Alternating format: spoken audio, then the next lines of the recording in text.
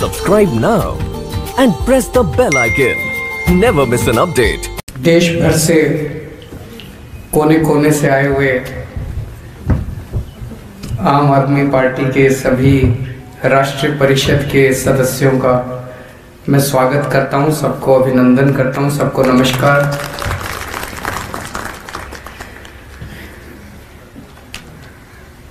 दिल्ली के चुनाव के बाद ये पहली बार हम लोगों को मिलने का मौका हो रहा है, तो सबसे पहले आप सब लोगों को बधाई देना चाहता हूं कि आपकी पार्टी ने दिल्ली के चुनावों में शानदार जीत हासिल की है।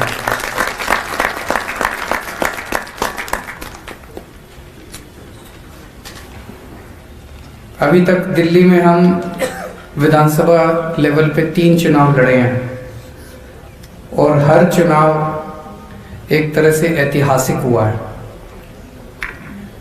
पहला चुनाव था, नई पार्टी बनी थी। 1 साल बाद चुनाव 2012 26 नवंबर 2012 को पार्टी बनी थी और मेरे ख्याल से 8 दिसंबर 2013 को चुनाव था। 1 साल बाद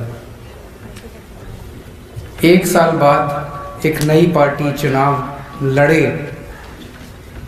और पहली बार में ही उस राज्य के अंदर सत्ता में आ जाए, ऐसा भारत के इतिहास में कभी देखा नहीं गया। तो उस मायने में पहला चुनाव हमारा ऐतिहासिक था कि दिल्ली की जनता ने अपार विश्वास, अपार प्रेम आम आदमी पार्टी को दिया और हमें पहली बार मौका दिया सरकार चलाने का। और आपकी पार्टी ने मात्र 49 दिन में ऐसी सरकार चलाई कि अगली बार लोगों ने 70 में से आपको 67 सीट दे दी। तो दूसरा चुनाव अपने आप में ऐतिहासिक था कि 70 में से 67 सीट आई अपनी, जो कि आज तक कभी किसी पार्टी को इतना जबरदस्त बहुमत अपने देश में नहीं मिला। और तीसरा चुनाव था, लोग कहते हैं 5 साल सरकार चला लो तो एंटी इनकम्बेंसी हो जाती है, लोग नाराज हो जाते हैं, लोगों की अलग अलग शिकायतें होती हैं। लेकिन तीसरा चुनाव हमने अपने काम के बल पे लड़ा। हमने ऐलान किया कि भाई अगर काम किया हो तो वोट देना, अगर काम नहीं किया हो तो वोट मत देना।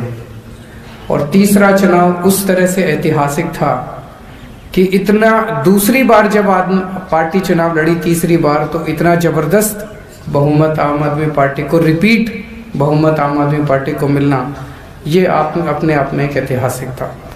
सारा देश जुड़ेगा, सारा देश आम आदमी पार्टी का हिस्सा बनेगा,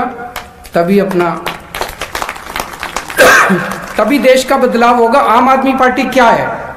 आम आदमी पार्टी से थोड़ी चिपके हैं हम लोग तो देश से चिपके हैं। देश हमारे लिए इंपॉर्टेंट है। आम आदमी पार्टी तो जरिया है, आम आदमी पार्टी तो व्हीकल है, उसके जरिए अपने को देश बदलना है। तो अगले 2 साल के अंदर देश में जो भी चुनाव हो रहे हैं, आपकी पार्टी ने तय किया है कि अगले 2 साल में इन 6 राज्यों में चुनाव लड़ेंगे। उत्तर प्रदेश, उत्तराखंड, गोवा, पंजाब, हिमाचल प्रदेश और गुजरात। मंजूर है? हाथ खड़े कर दो जरा दोनों से। आजकल हमारे देश का किसान बहुत दुखी है। 70 साल से सभी पार्टियों ने मिलकर किसानों को धोखा दिया। कभी कहते थे तुम्हारा लोन माफ करेंगे, किसी ने लोन माफ नहीं किया। कभी कहते थे तुम्हारे बच्चों को नौकरी देंगे, किसी ने नौकरी नहीं दी। पिछले 25 साल में बताते हैं 3.5 लाख किसान आत्महत्या कर चुके हैं देश के अंदर। किसी ने किसानों की सुध नहीं ली। और अब ये जो तीनों बिल आए हैं, ये तीनों बिल एक तरह से किसानों से उनकी खेती छीन के इन 2-4 पूंजीपतियों को सौंप देंगे। तो अब किसान के लिए अस्तित्व का सवाल हो गया कि अब अगर सड़क पे नहीं उतरेगा तो किसान ही नहीं बचेगी, और अगर किसान ही नहीं बचेगी तो बेचारा किसान जाएगा कहाँ, वो अपने परिवार को कैसे पालेगा। मैं कई बार सोचता हूँ कि इतनी ठंड के अंदर किसान कैसे बैठे हैं। वो इसीलिए बैठे हैं क्योंकि अगर नहीं बैठेंगे तो फिर कुछ बचेगा ही नहीं उनका। 26 जनवरी को जो कुछ भी हुआ वो दुर्भाग्यपूर्ण था, जो हिंसा हुई वो दुर्भाग्यपूर्ण थी।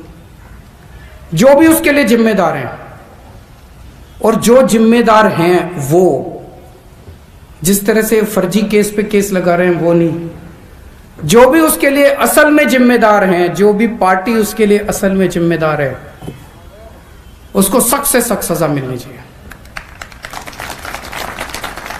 लेकिन उस दिन हिंसा हुई, इस वजह से किसानों के मुद्दे नहीं खत्म हो गए। मुद्दे आज भी बरकरार है, जिस मुद्दों की वजह से वो 60 दिन से बेचारे बैठे हैं, वो मुद्दे नहीं खत्म हो गए। कह रहे हैं अब तो आंदोलन खत्म। आंदोलन कैसे खत्म? वो किसानों की जो दुखती समस्या है वो तो आज भी है। तो वो आंदोलन खत्म नहीं हो सकता, वो उनके मुद्दे खत्म नहीं हो सकते। और जिस देश का किसान दुखी है वो देश कभी भी सुखी नहीं हो सकता। हम सब लोगों को मिलके किसानों का साथ देना है, अपने अपने इलाके में अहिंसा पूर्वक, शांति पूर्वक सबको साथ देना है। और जब भी किसानों का साथ देने जाओ, अपना झंडा, डंडा, टोपी घर छोड़ के जाना। वहाँ हमें पूरे गैर राजनीतिक तरीके से एक आम आदमी बन के जाना है, इस देश का एक आम नागरिक बन के जाना है। वहाँ पे कोई राजनीति नहीं करनी उसके साथ। Subscribe now and press the bell icon. Never miss an update.